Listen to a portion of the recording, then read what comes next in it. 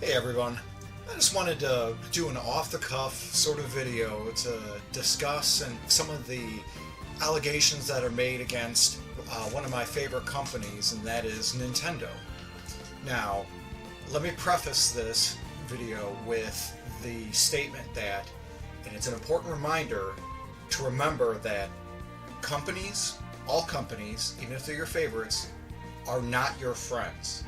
They're not your friends. They're out to make money. It's all about the profit. It's all about turning around a favorable income statement. You always want to make sure you keep this in mind, so that you don't fanboy too hard. Now, I personally, I love Nintendo. I have a long history with them.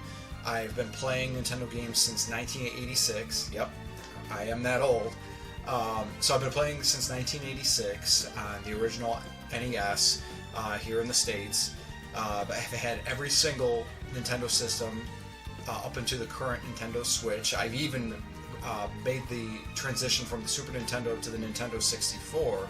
Didn't move on to the Sony PlayStation, even though all my favorite companies like Square and Capcom moved to the Sony system. I didn't even have a Sony PlayStation. My first Sony system was the PS2. Many of my favorite series are Nintendo owned and Nintendo made, such as Super Mario, Legend of Zelda, Metroid. I also own a lot of Nintendo merchandise, various statues, and even some t-shirts and the like. Some of the allegations made against Nintendo, as stated by some former contract workers, and you can refer to the IGN and Kotaku articles. Excellent. This is excellent journalism done on their end, by the way. I'm going to include the articles in the description below. Essentially what's occurring is Nintendo, they have a beautiful campus there. They have a lot of benefits for the employees and everything like that, but a lot of the work that they have gets farmed out to contract workers, individuals who will make games or update frequently asked question forums, maybe even summarize some of the text on websites.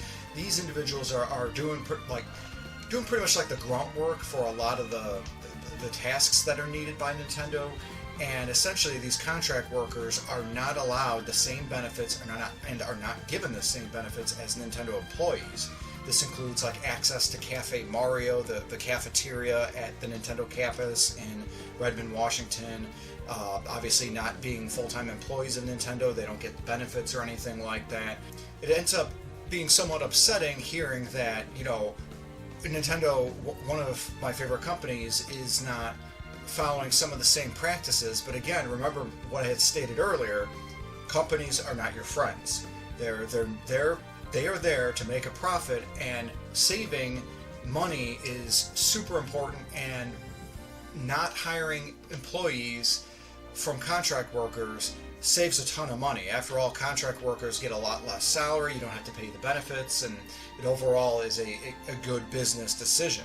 This is especially given the timeline where a lot of this had started or really occurred, is around the time where the Wii U was really failing, around 2014, 2015. But what's really upsetting to me, probably the most upsetting fact of the story, is that Nintendo is still dangling full-time jobs to this day to contract workers and not hiring them, even with the fact that the Switch is the best-selling console and has been for the last 4 years. And it's been stated by Reggie Fils-Aimé, the former CEO of Nintendo of America, that this practice is something that, it never occurred under his watch. But a lot of the contractors are saying that it did occur during the time frame when he was the CEO. Now, one of the important things to remember with Nintendo of America is that they're just a marketing division. This is a company in America that basically flies by the whim of Nintendo of Japan, who does the actual decisions. So you have a corporate structure that's based on a business mindset that I would say isn't as current generation as some of the more modern American companies might be, or even more of the modern Japanese companies. After all, look how hard Nintendo of America got hit when the pandemic, of course, hit everyone. And obviously there was a great impact for all the companies, but Nintendo, they just don't have or didn't have the same capacity to do work from home as well as other software companies. And yes, again, all of these companies were impacted and everything like that, but I feel like Nintendo was hit the hardest, and because of that, there are so many delays. 2020 and 2021 were lighter years, and now we're seeing an influx of software titles for 2022. So for me, again, Nintendo fan for 35 years, but I've also been working full-time for over 20 years. Gives me a full history of working with and for companies, and this kind of hit home for me because I was an attempt to hire before, so I know how it is to be a contract worker hoping to be hired full-time onto a company.